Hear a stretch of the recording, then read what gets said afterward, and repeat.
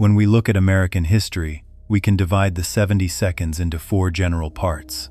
1. Economic struggle. 2. The emergence of the disco genre in music. 3. Technological advancement. 4. Cultural changes. I want to add one very notable item to these charts, because while America's technology was flourishing and people were listening to disco music on the radio and dancing, the 5th item on the list was roaming from state to state in America and taking people's lives. Serial killers. If you like these kinds of cases, don't forget to like and be sure to subscribe so you don't miss the next episode.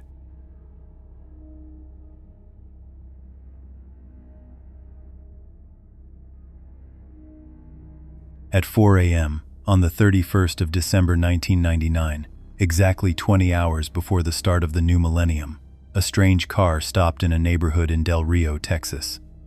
This area was a bit far from the urban fabric, and most of the houses were a considerable distance from each other.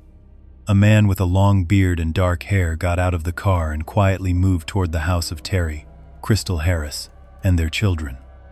It seemed all the residents of that area were asleep because all the lights were off and no sound could be heard. The strange man went further and noticed a Rottweiler guard dog was tied up in front of the house.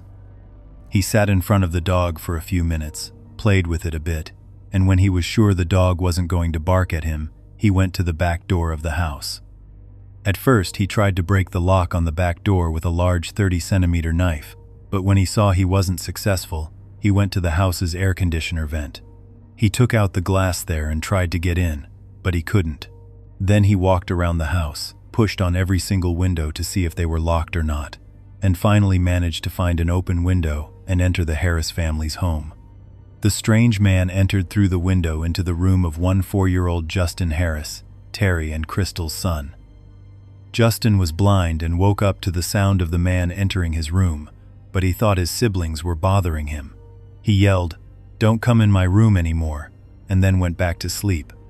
The strange man left Justin's room and went to the next bedroom. It was dark everywhere. He lit his lighter and saw a 7-year-old child in the room. This child's name was Mark Sarles, and he was the son of an acquaintance of the Harris family whose mother had gone on a trip, and Mark and his sister were staying with the Harris family for a few days. The man left this room and in the master bedroom of the house found Crystal Harris and her 2-year-old daughter, Lori. He passed through this room as well. He roamed from room to room in the house until he could find the person he was looking for. 3-year-old Katie Harris was sleeping in the 4th room of the house on the bottom bunk of a bunk bed. The strange man lay down next to this child and woke her up. Katie looked at him sleepily and asked, "What are you doing?" In response, the man put his hand over Katie's mouth and threatened her with a knife. Then, with that same knife, he tore off Katie's clothes while she was wearing them. While doing such things, this strange man's hand didn't tremble, he wasn't scared, and he wasn't out of breath. Every single one of his movements showed this was not the first time he was doing this. When the man took his hand off Katie's mouth for a moment, the 3-year-old girl moved a little, sat up, and then screamed loudly, "Go get Mom." And it was exactly at this moment that the strange man realized they weren't alone in the room, but a 10-year-old girl was also present with them, sleeping on the top bunk of the bed. This child's name was Crystal Sarles, and she was Mark's sister. She had a very petite build and weighed 36 kilograms. So we just realized that in this case, 2 people have similar names. One is the mother of the family, and the other is the 10-year-old child who was in the room with Katie and the strange man. Of course, the spelling of their names is different. The mother's name is spelled with a C, but the child's name is with a K. When Katie screamed, the man immediately pressed the knife against her body and turned on the night light in the room. Katie saw the red color of blood on her body and said loudly, "You hurt me."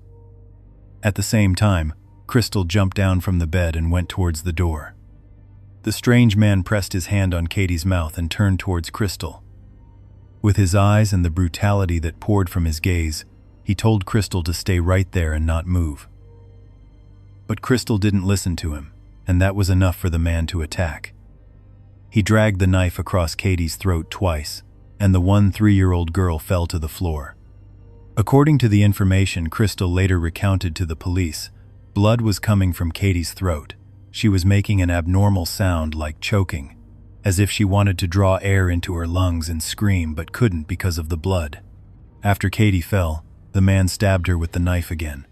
It was later announced that 16 stab wounds were inflicted on Katie, 2 of which had slit her throat, and 3 of the wounds, given the 30-centimeter knife, had gone from one side of her body to the other, meaning almost all of this child's vital organs were ruptured. After seeing this scene, Crystal was terrified, but the strange man was still calm. He pointed the bloody knife towards Crystal, and before he did anything, the 10-year-old child said in terror, "I'll be quiet. I promise I won't say anything. Katie always makes noise, but I'm quiet." The attacker showed no mercy. He drew his large knife across Crystal's neck and slit the child's throat. Note that Crystal was only 10 years old. She was 10 years old, but in such a horrifying situation, she managed to save herself. While her throat was slit, she threw herself on the ground and pretended to be dead. She knew well that if this strange man realized she was alive, he would come back for her. Immediately after Crystal fell and died, the strange man turned off the nightlight and left through the front door of the house. About a minute later, Crystal heard the car start and drive away. The child pressed one of her hands on her slit throat and, while thinking that all her family members and the people in the house had been murdered, she left the house and then ran 400 meters to reach her neighbor's house. The neighbor's house belonged to Herb, a retired middle-aged man who had woken up a little early that day to watch the special programs for the start of the new millennium on television. Hearing the doorbell, he went to the front door and saw Crystal Sorrells through the peephole. This 10-year-old girl, wearing pajamas and no shoes, was pressing her hand to her neck, and blood was dripping horribly from her throat. She was standing in front of Herb's house. Herb let Crystal into his home and realized the knife had cut the child's trachea and also severed part of her carotid artery. Herb immediately called 911, and while waiting for help to arrive, 10-year-old Crystal, although she couldn't speak, wrote a few short notes for Herb. "The Harris family is hurt. Tell them to hurry. I will live." Herb kissed the child's forehead and told her several times that she would be okay and that she was going to be saved. Herb later mentioned in interviews that he didn't believe Crystal would survive.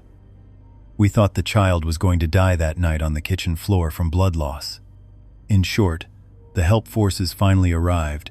Crystal was taken by helicopter to a hospital in San Antonio, and a team of surgeons worked for consecutive hours to repair the damage from the 13-centimeter cut on her throat, and they finally managed to save her. The police also went to the Harris family's home and realized that all family members except Katie Harris were safe and were not even aware of what had happened. Crystal Sorrells regained consciousness on New Year's Day. Due to the major surgeries performed on her throat, she couldn't speak, but using a pen and paper, she began to describe the strange man immediately after waking up. Based on Crystal's descriptions, the police forces drew a sketch of the attacker and distributed it throughout the city. The killer was a man with dark eyes, a round face, brown hair, and a long beard. According to the police investigation, no valuable or even worthless objects were missing from the house, so the police concluded that the motive for the murder was sexual deviancy and not robbery. They also had some suspicion that perhaps the killer was acquainted with the Harris family and knew they had a 13-year-old daughter. I mentioned at the beginning of the case that Crystal and Mark were with the Harris family because their mother had gone on a trip. It's necessary to know that this trip was not for leisure. Rather, their mother wanted to move from Kansas to the city of Del Rio and needed help with the move. Because of this, she left her children with Crystal Harris, the mother of the Harris family, and then went to Kansas with her boyfriend, and also Terry Harris, to pack her things and bring them. The Harris and Sorrells families were very close, and initially, the reason the Sorrells wanted to come to Del Rio was so they could live close to the Harrises. On the way back, the police informed these 3 people about what had happened to Katie and Crystal, and when they told them the physical description of the killer, Crystal's mother's boyfriend told the police that on the way, they saw a man at a gas station who strongly resembled the presumed killer in the case. This man's name was Tom or Tommy, and it seemed he knew Terry Harris. His job was apparently a used car salesman or something like that. With Terry's cooperation and through the license plate and car model, they tried to find the suspect, and in the end, they were able to identify the owner of the car, but this guy had no resemblance to Crystal's descriptions. They gave the killer's description to the car owner, and this person gave the phone number of someone who looked like the killer to the police. The police recorded the phone number, searched the suspect's name in the case archives, and came across a photo of an individual who did not have a beard but resembled the suspect. They showed the suspect's photo and a few others to Crystal, and the 10-year-old girl said with certainty that the man without a beard was Katie's killer and the attacker in the case. The killer's name was Lynn Sells. The police prepared an arrest warrant and on January 2nd, knocked on the door of Tommy, his wife Jessica, and their 4 children. Tommy cooperated with the police without resistance or even asking why they were arresting him and went along with them. Initially, he said nothing, but on the way to the police station, Lynn Sells raised his head, looked at the sheriff and said, "Well, I guess we have a lot to talk about." Over the next few months after Katie's murder, Tommy only talked about murder. He started with the murder of Katie and the slitting of Crystal's throat, and then he talked about the murder of a family in the state of Illinois, a mother and daughter in Missouri, a teenage girl in Lexington, a child in Arizona, another child in San Antonio, and many other things. In one sentence, Lynn Sells' confessions had no end, and the police were literally terrified. The murders had started in the 72nds, meaning they had continued for 3 decades and were more than 20 murders. Tommy Sells gave himself the nickname the Coast-to-Coast Killer because, according to his confessions, he had taken people's lives in most states of America and had victims from all over the country. Tommy told the police he wanted to confess to all the murders so that everything would be over for himself and the families of his victims. His court-appointed lawyer suggested he not go into too much detail and not talk. Tommy replied to him, "I won't stop. I will continue my words, and I don't need a lawyer. The United States has had more catastrophic serial killers than Lynn Sells, but there are a few characteristics about this man that make his name stand out." Tommy was almost illiterate. He hadn't even studied for a total of 8 years. His whole life he was a renter, making his living by theft. He was not an intelligent person and did not think about the consequences of his actions. Actually, it's better to say he didn't think at all. We have reviewed many cases together where the killer had these same characteristics but went after people who were either poor, were not paid attention to in society, or were prostitutes. When a killer targets these people, unfortunately, less follow-up is done by the police, and in most cases, the investigation is stopped without finding the killer or solving the case. The point we should pay attention to is that most of Lynn Sells' victims did not belong to those 3 categories I told you about, and this makes the fact he wasn't caught very strange. Tommy was imprisoned many times during his life for various crimes and had many files in the police archives, but they were all for things like theft and fighting. Of course, sexual abuse was also abundantly seen in his file, but well, unfortunately, in the 72nds and 82nds, the police cared more about whether the weather was cloudy or sunny than about cases of sexual abuse and rape. In short, although this man had a ton of files, none of them were as major as murder or slitting the throat of a 10-year-old child.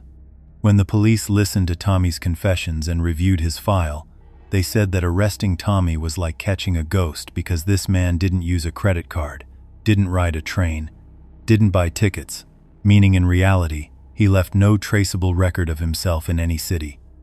The police said Tommy Sells didn't know how to use a credit card or a telephone, write a check, or go to a bank. He didn't have enough literacy and preferred to use old methods, meaning the guy wasn't doing these things to erase his tracks in the city, he simply didn't know how. Although Tommy Sells was a sexual predator, and many of the crimes included sexual assault, Diane Fanning, the author of true crime books about Tommy Sells, said that this man had neither an obvious motive for murder nor a specific pattern. In addition to these 2 things, he left no trace of himself in cities, and this issue made his arrest practically impossible. There is also a very big problem in the middle of all this, since he didn't have a specific pattern and left nothing of himself behind. Now that they had arrested him, how were they supposed to prove that Tommy Sells really committed those murders? Because we all know that a confession to a murder, where the victim's name, the details of the murder, or even the victim's body is not identified and available, has no value in court. Now let's delve a little into Tommy Lynn Sells himself. Tommy was born on the 28th of June 1964 in Oakland and had a twin sister named Temi Janie. His mother had 2 other sons before the twins were born, and after Tommy and Teme, she gave birth to 3 more sons. They did not have a good family. The father and mother did not care about the upbringing and raising of the children, and life was not very sweet for Tommy. The father of the family was named William Sells, but according to the book written about Tommy's life, his biological father was a man named Joe Lowndes. Joe sold used cars and at one point saved William Sells from bankruptcy. Because of this, to repay Joe's help, William Sells legally adopted Joe's children so they would be covered by social insurance. In general, their life was very complicated, and it was not clear who these children were living with and what their family situation was. I should also say that after his arrest, Tommy said about Joe that Joe had helped him in many of the murders. Whether his words are true or not is not clear because when this confession was made, Joe had been dead for years, and there is no evidence to prove Tommy's words. Continuing on, when the twins were 18 months old, their mother took the children and went to her relatives. There, Teme contracted a disease and lost her life. Tommy also had the same high fever as his sister, and it was clear he had become ill, but he got well and survived. A year later, their mother sent Tommy to his aunts from the age of 2 to 5, and the child lived there. The aunt later told the police that Tommy's mother never came to see her son. When the aunt saw that no one was looking for this child, she took legal action to adopt Tommy, but his mother did not agree and took the child back. Tommy returned to his mother, but when he turned 7, he kept running away from home, and his mother didn't care. Imagine a 7-year-old child disappearing for weeks without telling anyone, and no one cared. At the age of 8, Tommy met a man who would buy him expensive gifts, take him on day trips, give him cash, and was very kind to him. Tommy had become so close to this man that some nights he would go to the man's house and sleep there. It was later revealed that this man was a pedophile and had sexually abused not only Tommy but also other young boys. Tommy Sells started drinking alcohol at age 7, smoked marijuana at 10, and started sexually abusing people at 13, meaning he sexually abused his family members, people like his grandmother and mother. From the age of 14, he also started stealing and always tried to seem older and lied about his age. He claimed to be an adult man. To avoid paying, he would jump from trains and buses, he would steal, sleep on the street, sexually assault random people, and did everything a 4-year-old child should not do. His personal life is not very prominent, but he married twice. His first marriage was in May 1997. Tommy repeatedly abandoned his wife and did not provide a logical reason. Where did he go when he left the house? He traveled to other states in America and killed people. In 1998, Tommy left home one day as usual but never returned. During his new journey, he met a new woman named Jessica Lowry. Jessica was the mother of 4 young children, and after meeting Tommy, she married him. In general, family was not very important to Tommy. Perhaps it's better to say it had no importance to him, and my personal opinion is that his marriages, like all the other decisions he made in his life, were thoughtless. From 1978 to 1999, Tommy Sells committed every crime and atrocity you can imagine. According to police investigations, Tommy murdered a 5-year-old woman named Ina Court, along with her 4-year-old son Rory, in January 1985. And also from 1987 to 1989, he killed dozens of people in 7 states. The number of murders, the locations of the murders, and even the identities of the victims are all shrouded in ambiguity. It was like Tommy Sells would tell the police that in such and such a year, he murdered someone in such and such a city. Many of his confessions didn't even have generalities, let alone details, and well, his murders had neither a specific pattern nor did he leave a trace of himself for the police to find them. Many of his murders might not have even been recorded by the police. For example, some of the murders Tommy confessed to were such that he had thrown the body in a river or abandoned it in the wilderness, meaning the possibility of finding remains was zero. He didn't know the names of the victims either. And back then, did everyone come to report missing people to the police? No. Hundreds of people might have disappeared in that state in that year, but no one had reported them missing. Finding Tommy's victims was practically like looking for a needle in a haystack. Plus, this needle might not have even existed because many serial killers make false confessions to the police after being arrested. They talk about murders they never committed, or they take the blame for murders that were not their own. The police guessed that perhaps Tommy Sells was doing the same thing. The problem was that among Tommy's confessions, a large number of them seemed correct, and the police had been able to find relatively similar cases with these characteristics. But on the other hand, there were also confessions that were clearly complete lies. In total, Tommy Lynn Sells confessed to 70 murders, and the police placed Tommy as the prime suspect in about 20 cases.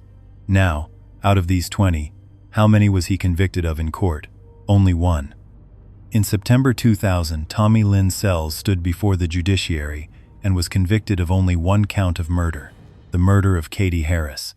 Katie's mother testified in court that they had first seen Tommy at church and had felt sorry for the man. Tommy seemed poor. The Harris family, out of pity, gave him a used pickup truck so he could work and earn a living. In court, Tommy confessed to the murder of Katie Harris and the attack on Crystal Sorrells, and his lawyer, to gain some of the judge's sympathy, said in court that his client was trying to ensure the victim's rights were not violated and was accepting responsibility for his crimes. Crystal Sorrells also stood in the witness box. A large and clear scar was visible on her neck, and she couldn't speak well, but she bravely recounted the murder of her friend and the slitting of her own throat. During her testimony, she stared into Tommy Sells's eyes and confidently called this man the killer. Finally, after a short 3-day trial, it took only 1 hour for the jury to make a final decision, and the judge sentenced Tommy Lynn Sells to death. Sells joined the list of 450 people on death row in Texas. Usually, the waiting list for death row inmates in Texas is about 10 years, and they don't set an exact date for the execution. When the person is convicted, they take $86 for medicine from them, which is later used for the drugs injected into him for the execution. To be more precise, with this $86, 3 drugs in different doses are purchased. First, they use a lethal dose of a sedative, then they inject bromide to relax the muscles and destroy the lungs. And finally, they use potassium chloride to stop the heartbeat. During the few years that Tommy was on death row, he complained intensely about the prison's hygiene conditions. He tried to earn money by drawing and selling pictures, but he was not very successful because his drawings looked like the drawings of 5-year-old children. He also wrote a letter to the author of the book Through the Window, which is a true crime genre book about Tommy Lynn Sells. Tommy's letter is printed on the last page of this book. The letter Tommy wrote has a pitying, selfish, and anti-Semitic theme. The guy, very seriously and inexplicably in his letter, blamed Jews for the situation of his case and the things he did. On the 3rd of January 2014, a judge in Del Rio set Tommy Sells's execution date for April 2014. The death sentence was carried out in April, and when they asked Tommy if he had any last words, he replied, "No." With the injection of the lethal dose, Tommy took a few deep breaths, closed his eyes, and began to snore. Less than a minute later, his snoring stopped, and 13 minutes later, at 6:27 p.m., his death was pronounced.